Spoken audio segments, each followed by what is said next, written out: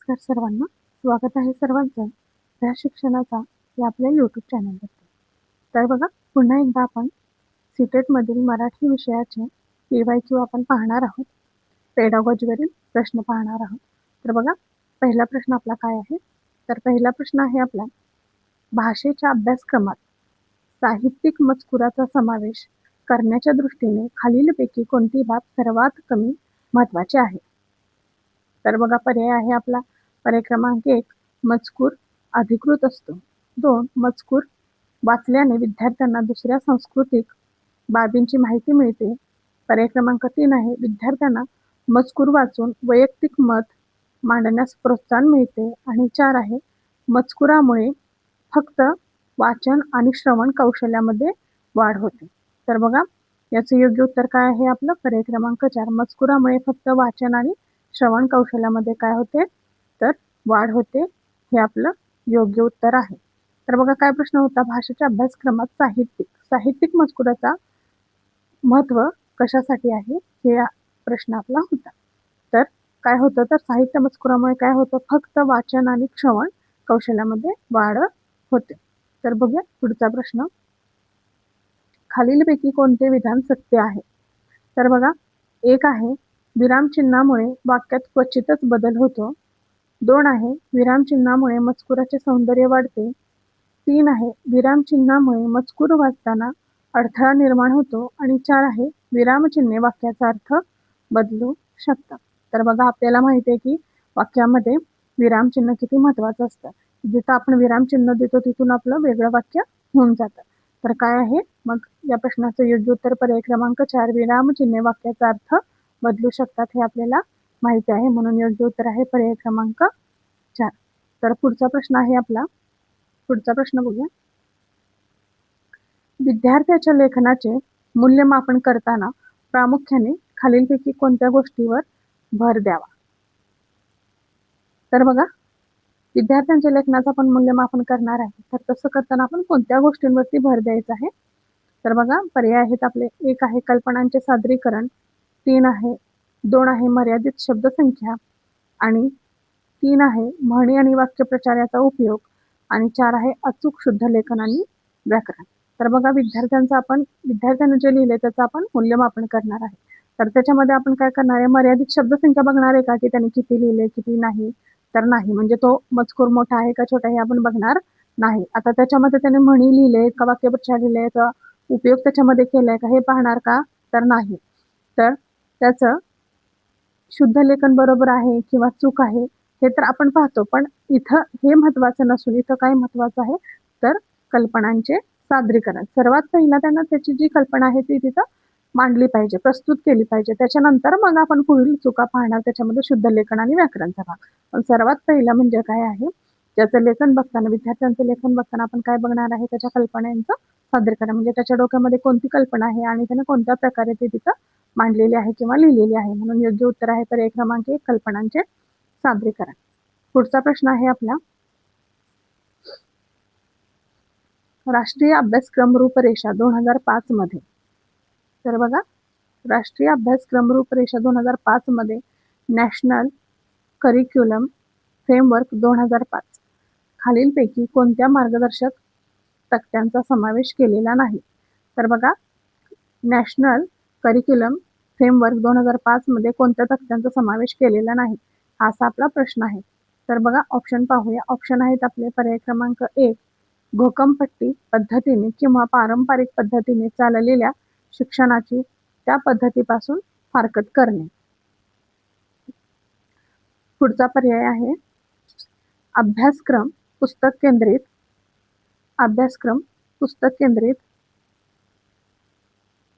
करणे.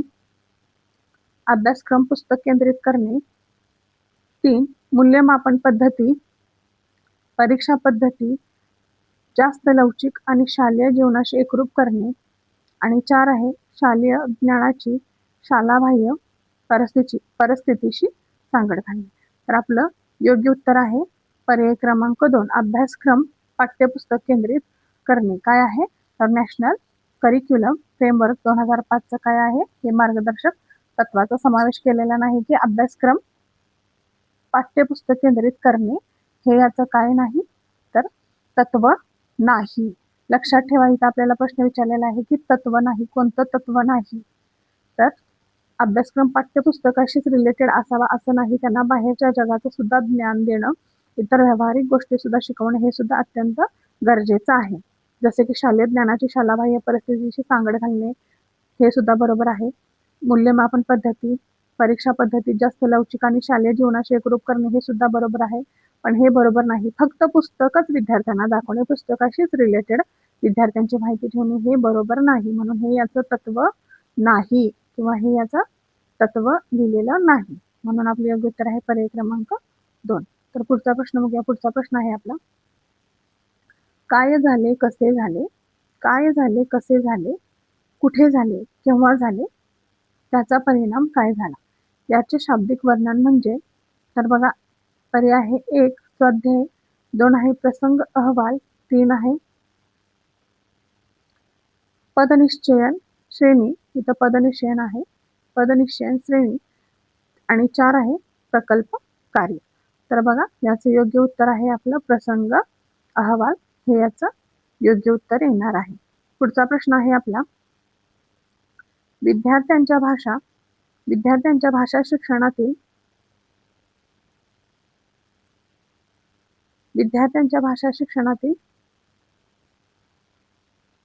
प्रगती पाहण्यासाठी खालीलपैकी कोणती बाब सर्वात महत्वाचा पुरावा ठरेल. तर बघा, 1 आहे आपलं विद्यार्थ्यांनी वापरलेली मौखिक व लिखित भाषा, 2 राष्ट्रीय अभ्यासक्रम व पाठ्यक्रम समजणे, 3 आहे भाषेची उद्दिष्टे आणि साध्य जाणून घेणे, आणि 4 आहे चाचणीमध्ये मिळालेले गुण. तर बघा, आपलं योग्य उत्तर आहे पर्याय क्रमांक 1, विद्यार्थ्यांनी वापरलेली मौखिक व लिखित भाषा. तर विद्यार्थ्यांच्या शिक्षणाची प्रगती पाहण्यासाठी सर्वात महत्वाची कोणती गोष्ट आहे तर विद्यार्थ्यांनी वापरलेली मौखिक व लिखित भाषा ही अतिशय महत्वाची आहे. तर विद्यार्थ्यांना भाषा शिकवताना अक्षरे बाराखडी न शिकविता लहान लहान वाक्यापासून सुरुवात करावी. या वाक्यावरून कोणती गोष्ट लक्षात येते. तर बघा, प्रश्न काय आहे, विद्यार्थ्यांना आपण अक्षरे डायरेक्ट अक्षर न शिकवता, बाराखडी न शिकवता लहान लहान वाक्यापासून काय करायचे आहे, सुरुवात करायची आहे. तर यावरून कोणती गोष्ट लक्षात येते. तर बघा, पर्याय क्रमांक आहेत आपला, 1 आहे भाषा शिकवण्यासाठी उच्चार करण्याची गरज नसते, 2 भाषा शिकताना उच्चार आणि व्याकरण यांना सारखेच महत्व असते, 3 व्याकरण संपर्कासाठी अत्यावश्यक असते, आणि 4 संपर्क संपूर्ण वाक्यावरच अवलंबून असतो. तर बघा, योग्य उत्तर आहे आपलं पर्याय क्रमांक 4. काय आहे तर विद्यार्थ्यांना छोट्या छोट्या वाक्यापासून आपण सुरुवात करणार आहे, काय बाराखडी न शिकवता. तर बघा, याचं योग्य उत्तर आहे संपूर्ण आपला कशावरती अवलंबून असतो तर आपल्या वाक्यावरतीच अवलंबून असतो, हे याचं योग्य उत्तर आहे. आता पुढचा प्रश्न बघा. तर बघा, मराठीमध्ये आपल्याला अशा प्रकारचे मोठे मोठे प्रश्न विचारलेले असतात. तर बघा, आपला पुढचा प्रश्न पाहूया. काय आहे, इयत्ता 7वीच्या वर्गामध्ये शिक्षक सर्वसामान्य विद्यार्थ्यांना यूट्यूबचा वापर करून व्हिडिओ दाखवून शिकवितात. तर बघा, 7वीचा वर्ग आहे आणि शिक्षक काय करतात, सर्वसामान्य विद्यार्थ्यांना काय करतात, यूट्यूबचा व्हिडिओ दाखवून काय करतात, शिकवतात. अंध विद्यार्थ्यांना ध्वनिमुद्रित साहित्याचा वापर करून शिकवतात. तर बघा, तिथं अंध विद्यार्थी सुद्धा आहेत, त्यांना काय करतात, ध्वनिमुद्रित साहित्य वापरतात. तर अपंग विद्यार्थ्यांना वेगवेगळ्या खेळांमधून भाषा शिकवतात. तर बघा, इथं 3 प्रकारचे विद्यार्थी आहेत, 1 म्हणजे सर्वसामान्य, 2 अंध, आणि 3 काय आहेत तर अपंग. तर अशा विद्यार्थ्यांना त्यांच्या प्रकारे ते शिकवत आहेत. तर अपंग विद्यार्थ्यांना काय करतात, ते वेगवेगळ्या खेळांमधून भाषा शिकवतात. या ठिकाणी मल्टीमीडियाचा वापर शिक्षकाने विद्यार्थ्यांच्या कोणत्या वैयक्तिक कारणांची काळजी घेण्यासाठी केलेला आहे. तर बघा, इथं काय केलेलं आहे, शिक्षकानं मल्टीमीडियाचा वापर केलेला आहे. तर तो विद्यार्थ्यांच्या कोणत्या वैयक्तिक कारणांची काळजी घेण्यासाठी शिक्षकाने केलेला आहे. आता असा प्रश्न आपल्याला इथं दिलेला आहे. तर बघा, पर्याय आहे आपला 1 अध्ययन पद्धती, 2 अध्ययन अक्षमता, 3 अधिकृत पाठ्यसाहित्य, आणि 3 भाषिक भेद. तर बघा, इथं त्यांनी कशासाठी केलेलं आहे, आपलं योग्य उत्तर आहे तर अध्ययन पद्धती. आता इथं वेगवेगळ्या प्रकारचे काय आहेत विद्यार्थी आहेत, म्हणजे सर्वसमावेशी पद्धतीने इथं शिक्षण त्यांनी दिलेलं आहे. म्हणजे अध्ययन पद्धतीसाठी त्यांनी काय केलेलं आहे, इथं मल्टीमीडियाचा वापर केलेला आहे. तर बघूया आपण पुढचा प्रश्न आपला काय आहे. भाषा शिक्षकांकडे बोधात्मक दृष्टिकोनातून विद्यार्थ्यांच्या चुकांकडे कसे पाहावे. तर बघा, एक भाषा शिक्षक आहे, त्यांनी आपल्या विद्यार्थ्यांच्या चुकांकडे बोधात्मक दृष्टिकोनातून कशा प्रकारे पाहायचं आहे, असा आपल्या इथं प्रश्न विचारलेला आहे. तर बघा, पर्याय एक आहे विचार करण्यासाठी वाव देणारी शैक्षणिक बाब. 2 आहे चूक सुधारून ती परत होऊ नये म्हणून काळजी घेणे. 3 आहे विद्यार्थ्याने निष्काळजीपणे केलेल्या चुकांची ताबडतोब दुरुस्ती करणे. आणि 4 आहे शिक्षणातील अडथळा व अडचण. तर बघा, याचं योग्य उत्तर आहे आपलं, विद्यार्थ्याला काय करायचं आहे, विचार करण्यासाठी वाव देणारी शैक्षणिक बाब समजून काय करायचं आहे, तर भाषा शिक्षकाने त्या चुकांकडे बघायचं आहे. म्हणजे तो विचार करतोय, त्याच्या विचाराला चालना देण्यासाठी, त्याला प्रोत्साहन देण्यासाठी ती बाब आपण लक्षात घ्यायची आहे व तशा प्रकारे त्याच्याकडे पाहायचं आहे. म्हणजे बोधात्मक दृष्टिकोनातून त्याच्याकडे बघायचं आहे. म्हणून योग्य उत्तर आहे आपलं पर्याय क्रमांक 1. तर पुढचा प्रश्न बघा, दक्षतापूर्ण ऐकणे. दक्षतापूर्ण ऐकणे म्हणजे काय. तर बघा, 1 आहे संयमपूर्वक ऐकणे. 2 आहे शिस्तशीर ऐकणे. 3 आहे सुधारणा करण्याच्या भूमिकेतून ऐकणे. आणि 4 आहे लक्षपूर्वक ऐकणे. तर बघा, दक्षतापूर्वक ऐकणे म्हणजे संयमपूर्वक ऐकणे का, तर नाही.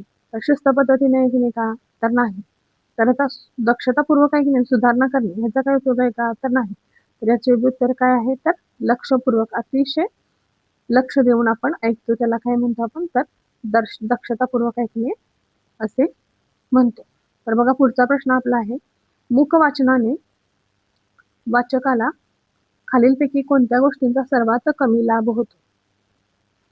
तर बघा, आपल्याला माहिती आहे मुखवाचन हा एक वाचनाचा काय आहे, तर प्रकार आहे. तर मुखवाचनाने सर्वात कमी लाभ कोणत्या गोष्टीचा होतो, यात आपण इथं सांगायचं आहे. तर पर्याय 1 आहे व्याकरण, 2 आहे बोलण्याचे कौशल्य, आणि 3 आहे वाचन, आणि 4था पर्याय आहे आपला शब्द संग्रह.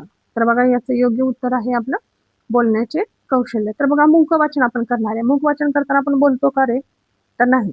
मुखवाचन करताना आपण बोलत नाही. मुखवाचन आपण मनातल्या मनात करत असतो. त्यामुळे तिथं आपलं बोलण्याचं कौशल्य विकसित होणार आहे का, तर नाही. तर काय होणार आहे, आपलं बोलण्याचं कौशल्य हे सर्वात कमी विकसित होणार आहे. म्हणून काय आहे, तर कोणत्या गोष्टीचा कमी लाभ होतो, तर आपल्याला बोलण्याच्या कौशल्याचा कमी लाभ इथे होतो. म्हणून योग्य उत्तर आहे आपलं पर्याय क्रमांक 2, बोलण्याचे कौशल्य. तर पुढचा प्रश्न बघा, कौशल्यपूर्ण वाचन म्हणजे वाचन नव्हे. तर बघा, कौशल्यपूर्ण वाचन म्हणजे कसलं वाचन नव्हे इथे सांगितलेलं आहे. तर बघा, 1 आहे कल्पनारम्य, 2 आहे प्रगमनशील, 3 आहे ठरवून केलेले, आणि 4 आहे विधायक. तर बघा, याचं योग्य उत्तर आहे काय, विधायक हे याचं योग्य उत्तर आहे. तर पुढचा प्रश्न बघा, दक्षतापूर्वक वाचनामध्ये खालीलपैकी कोणत्या गोष्टींचा समावेश होत नाही. तर बघा, दक्षतापूर्वक वाचन म्हणजे काय, मगाशी प्रश्न पाहिला आपण, लक्षपूर्वक, बरोबर, अगदी लक्ष देऊन आपण वाचतो. तर त्या गोष्टीमध्ये कोणत्या गोष्टीचा समावेश होत नाही, त्या लक्ष द्यायचं होत नाही. तर बघा, 1 सखोल अर्थ समजण्यासाठी लेखनातील बारकावे वाचता येतात. बर, पुढचा पाहूया, यामुळे भाषा शिक्षणाला गती मिळते. पुढचा, असे वाचन म्हणजे संपूर्ण पुस्तकाचा सारांश समजावून घेणे होय. 4 त्यामुळे वाचनाचा जास्त आनंद मिळतो. तर बघा, याचं योग्य उत्तर आहे पर्याय क्रमांक 1. काय आहे, पर्याय क्रमांक 1, सखोल अर्थ समजण्यासाठी लेखनातील बारकावे वाचता येतात. म्हणजेच कसलं, दक्षतापूर्वक वाचन या गोष्टीचा समावेश होत नाही. तर बघा, सखोल अर्थ समजण्यासाठी आपण हे बारकावे करतो का, तर नाही. म्हणून हे आपलं काय आहे, चुकीचं उत्तर आहे. नाही इथं दिले, म्हणून हे नाही हे उत्तर होतं. तर पुढचा प्रश्न पाहूया. पुढचा प्रश्न आहे आपला, प्रक्रियात्मक लेखन पद्धतीत कोणत्या गोष्टीवर लक्ष केंद्रित असते. तर 1 आहे निष्पत्ती, 2 आहे लेखन पद्धती व निष्पत्ती हे दोन्ही, 3 आहे उत्तम हस्ताक्षर, 4 आहे लेखन पद्धती. तर बघा याचं योग्य उत्तर आहे पर्याय क्रमांक 2. लेखन पद्धती व निष्पत्ती हे दोन्ही सुद्धा काय आहे प्रक्रियात्मक लेखन पद्धतीमध्ये काय करतात लक्ष केंद्रित करतात, म्हणून हे आपलं योग्य उत्तर आहे. तर बघा आज सुद्धा आपण काय केलेलं आहे मराठी पेडागॉजीचे प्रश्न पाहिलेले आहेत. जर तुम्हाला व्हिडिओ महत्त्वपूर्ण वाटला असेल, माहिती महत्त्वपूर्ण वाटली असेल तर आपल्या जवळच्या मित्रमैत्रिणींपर्यंत हा व्हिडिओ लाईक शेअर करून नक्कीच पोहोचवा आणि तुम्ही सुद्धा लाईक शेअर करा आणि आपल्या चॅनेलला सबस्क्राईब करा. तर